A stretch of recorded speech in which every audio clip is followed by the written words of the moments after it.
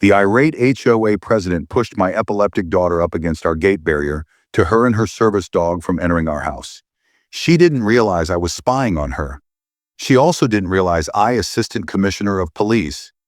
Now she'll learn what you get when you cross my child before viewing full story. Comment below from where you viewing, also like and subscribe for more stories. The metal gate pressed hard against Ava's back as Mrs. Holloway's finger probed at her chest. My daughter's service dog, Beacon, whined nervously, helpless, while the HOA president stood in their way home. I don't care what your father told you. No dogs in common areas. It's printed in large letters in the rules that your family believes don't apply to you. I observed this occurring from my car. I had just turned in after a 14-hour-long workday. The image of my 14-year-old daughter, who had epilepsy, being pinned against our gate made me angry. I hadn't felt since years ago Mrs. Holloway had her back turned. Some neighbors had clustered, looking concerned but not intervening. My daughter's face was streaming under tears, her hands trembling as she clutched Beacon's vest. "Please," I heard Ava say in a voice that shook as I approached. "Slowly, Beacon is a service animal the Fair Housing Act shields. Don't you have the nerve mention laws to me?" Mrs. Holloway's voice grew louder. She pressed her hand on AA's shoulder, slamming her harder against the gate. "I've spent 23 years as a paralegal. Your internet-ordered fake dog vest doesn't trump our policies." I was close when I spoke, my voice calm but threatening tone. My officers understood, meant trouble was impending. "Take your hands off my daughter." Now Mrs. Holloway turned round, surprised at first, but quickly looking confident. Again, when she saw me to her, I was merely Thomas Riley, the reserved single father who worked some government position and didn't attend HOA meetings too often. "Mr. Riley, excellent timing. I was just explaining to your daughter that her emotional support animal trick won't fly, Patricia." I interrupted her using her first name on purpose. "You have 3 seconds to back away from my child before I arrest you for assaulting a minor and violating the Americans with Disabilities Act." She laughed as if thought I was kidding, but sounded uncertain. "Arrest me? How did you do that?" I walked closer and removed my jacket, revealing the badge and gun holster I hadn't had time to secure in my car. "Assistant Commissioner, Riley Metropolitan Police Department. I just saw you shove my disabled daughter and tamper with her service animal." Everyone gasped. Mrs. Holloway's face reflected many emotions: shock, embarrassment, and finally a desperate attempt to save face. "I didn't know you were a cop," she stuttered. "That doesn't count," I said coldly. "What does count is that you're violating federal law by preventing a service animal from being with an individual who has a disability."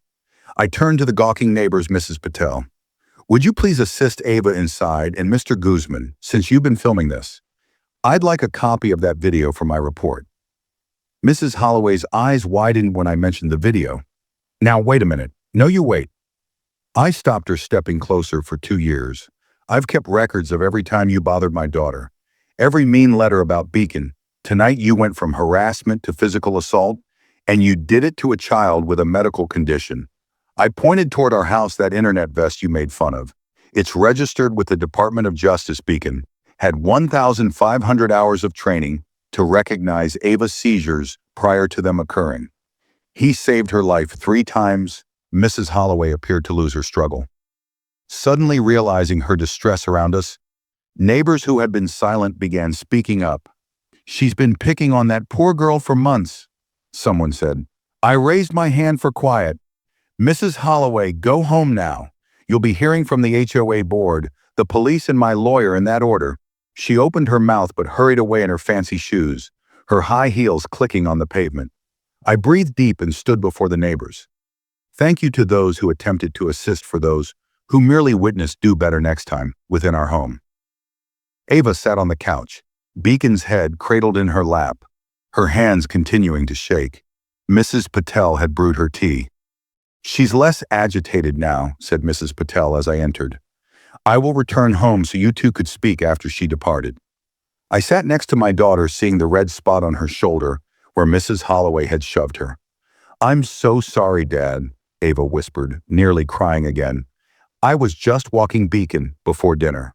"Like always, you have nothing to be sorry for," I said to her. What Mrs. Holloway did was illegal and very cruel. Ava stroked Beacon's fur thoughtfully. Why does she hate us so much we never did anything to her? I had asked myself that question many times. Patricia Holloway had made it her job to find problems with us from the day we moved in, the only single dad and disabled child in the fancy neighborhood. Some people fear what makes them uncomfortable, I said carefully. Your epilepsy, Beacon. These things remind her that life can be unpredictable. That's a stupid reason to be mean, Ava said directly. I laughed in spite of everything.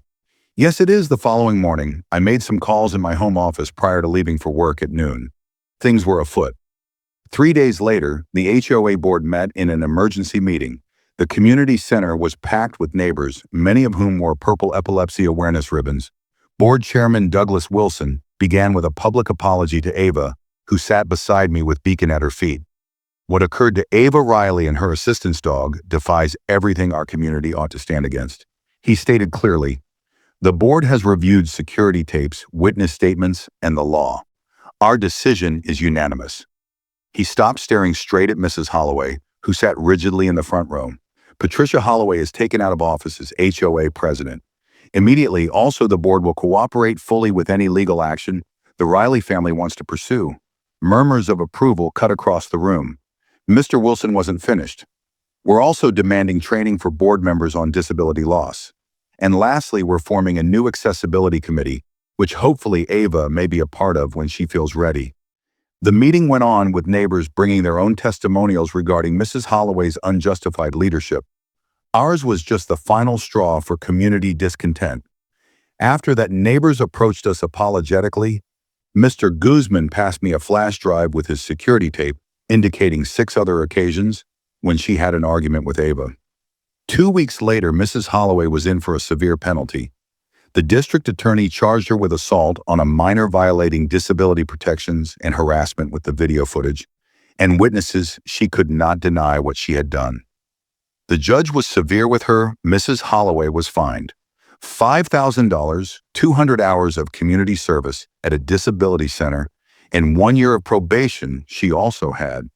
In order to cover the cost of Ava's therapy sessions, the court commanded her to keep at least 100 feet from Ava. Unless Ava permitted her closer, any infraction would see her locked up in jail. The news of punishment spread quickly throughout the neighborhood. The majority felt justice had been done. The local newspaper even published a piece about it, labeling it a landmark case for disability rights. Later that night, Ava materialized in the kitchen doorway. Dad, I've been thinking about that committee Mr. Wilson spoke regarding the accessibility one. She nodded. I want to do it not just for us, but for others who might move here. What if a family with a child in a wheelchair wants to live here someday? I felt so proud despite everything. My daughter was thinking of others first. If you're ready for that job, I'll be with you every step of the way. Her face was alight with purpose. I'm ready. 1 month on, I saw Ava walk Beacon along the community route, the very spot where Mrs. Holloway had challenged her today. Ava was escorted by Caroline, a 9-year-old who used arm crutches due to cerebral palsy. They had become fast friends through their common experiences. The Accessibility Committee had already made a number of changes. The gravel paths were replaced by smooth ramping, pavements had been installed on the clubhouse notices, and braille had been installed. As I stood there watching Mrs. Holloway's car parked alongside the path, my body became tense. Immediately, the window rolled down and she leaned out. Excuse me, she called to Ava. Ava ceased to look defensive, but calm. Yes, Mrs. Holloway. I started to walk towards them, but remained far enough away to leave space for Ava. I owe you an apology. Mrs. Holloway spoke, her voice lacking its typical crisp edge, not only for the day, but for anything prior to it. Ava said nothing. Waiting. I've been going to those mandatory classes the HOA required. Mrs. Holloway went on, and I just received some bad news. Medical news. Something in her expression stopped me in my tracks. This was not the same woman who had pinned my daughter's attacker.